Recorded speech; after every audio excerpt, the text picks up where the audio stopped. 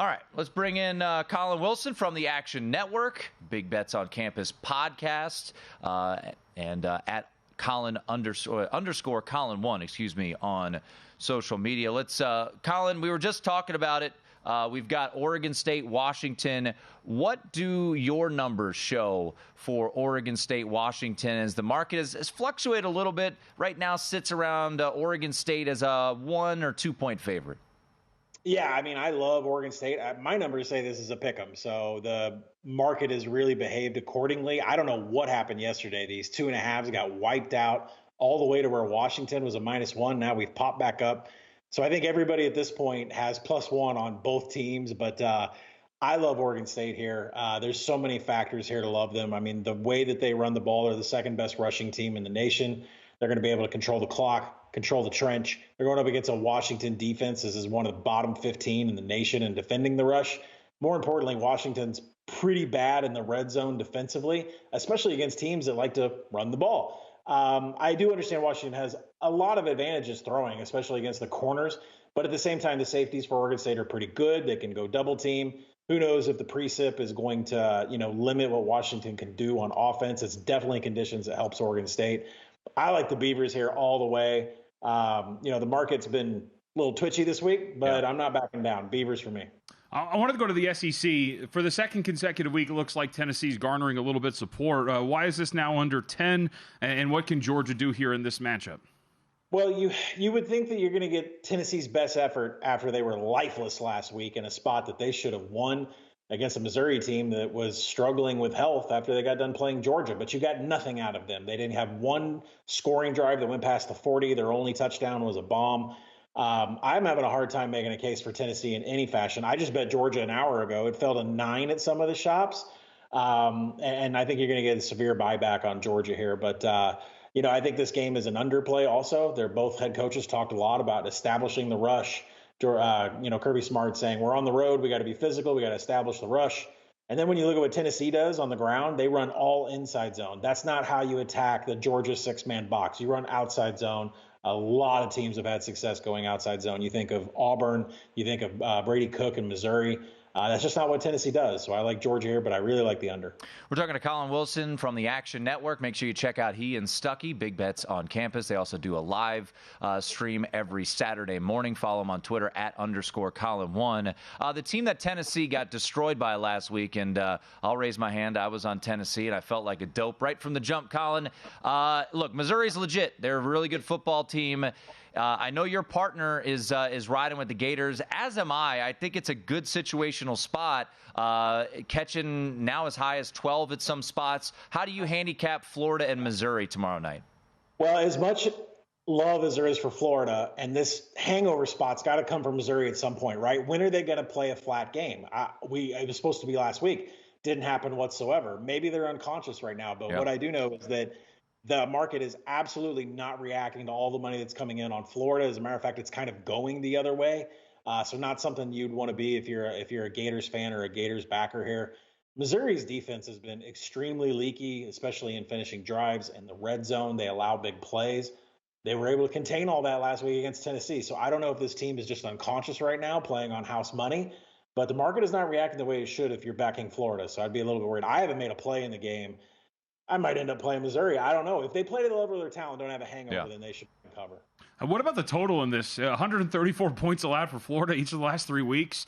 Missouri's a capable offense, and if you kind of get this hangover-ish, whatever we've been expecting from Missouri, at least what the market's been expecting, would assume it's a defense that in some metrics is pretty average. What about playing this thing over? Yeah, I mean, you have to, because look at what the Arkansas Razorbacks did, right? The best day of their entire season. My Razorbacks go down there for the first time ever and win in Gainesville, simply by KJ Jefferson and Rocket Sanders lowering their head and running over the Florida defense. Missouri can do the same. It does seem like the over would be a better play. I wouldn't trust either defense. Colin Wilson joining us here. Colin, our colleague Stormy Bonatoni will be on the sideline for SMU in Memphis. Really a big game with massive implications for the New Year's Six, for SMU, for the AAC. Memphis, if they win this game, could find themselves in a pretty good spot to get to the conference championship game with only one conference loss. They're at home at the Liberty Bowl. This number has started to continue to rise here. It's nearing 10. 9.5 is for Circa there with the Ponies. How do you look at this game? Because initially I was looking dog, but the market has kind of spooked me a little bit here. Yeah, I think if it gets over 10, I'd be a little bit shocked. I wouldn't be surprised if it kisses 10 and then gets sent back down. I did take Memphis at 9. I had some 8.5 earlier in the week, and the reason is they don't play a lot of defense. Charlotte just ran wild on the ground against them last week, but really their offense is the one that wins games and keeps them in games. And I compare them to a serve bot, right? It's like some tennis with some of your favorite servers like Milos Raonic. It's like it's just whoever gets the break. And I expect this game to be exactly the same. And SMU is not the most, their offensive momentum rate, they can be stopped. They have had issues getting down the field in games like this. So I'm not saying that Memphis can win outright. It's a number that I make at 6. I just think Memphis is going to be very good at volleying back whatever score SMU has. And if they're down by 14 or 21, that backdoor is still in play. I don't care where this number goes. Unless it gets to 10.5 and Seth Hennigan's hurt, Memphis should be able to keep up. All right, when something sticks out to me, I can't quit, and I want to go back to this, and it's not the sexiest game in the world. Colin, I can't get Miami out of my head here against Louisville. I saw them defensively against Florida State. They held them to 322 yards. They were 3 of 12 on third down. I get what's going on at quarterback. Louisville hasn't been great on the road, though. Like, I can't get it out of my head. I think the Hurricanes are live. Yeah, and you want to back Miami like the week after they gave it all against Florida State. Right. That's my big hang-up. Like, this is a spot to go against Louisville, considering they've cemented their place into the ACC champion. I mean, they're already probably thinking about Florida State. But does Miami want to play, right? Tyler Van Dyke gets benched. Now they got to go back to him because there's an injury. Like, where is this team's head right now? Are they in it? Because generally it's the same story with the Hurricanes. Like, they lay down for everybody. They show up for Florida State, and that's it. So can they defend home here? I mean, it's a spot to definitely go against Louisville. And I tell you what, the ACC has been the best conference for spots. When you look at Louisville, Notre Dame, all those teams, that's the way to play it. And might I add, too, the ACC stinks. Yeah. But we always fade them in bowls. I mean, bowl season, every ACC team gets faded. Yep. Well, let me ask you this. You talk about spots, and Virginia's gotten some money in the market here this week. It's gone from 4.5 down to 3.5. I even see a couple shops, including DraftKings, that have gone down to no, I was looking at the wrong game. There is one shop that has gone down to 3, though, Colin. I kind of like the Wahoos here. I know it's going to be an emotional day. Duke's coming off a triple overtime game where they got absolutely screwed by the refs. Do you look at the dog here in Charlottesville? Well, no, you don't really look at Virginia because their offense is one thing. Calandria just throws bombs. I think he has more passing attempts over 20 yards than he does under 20 yards. So if you can defend the long pass, then you can, probably take care of Virginia here. But they're playing more efficient.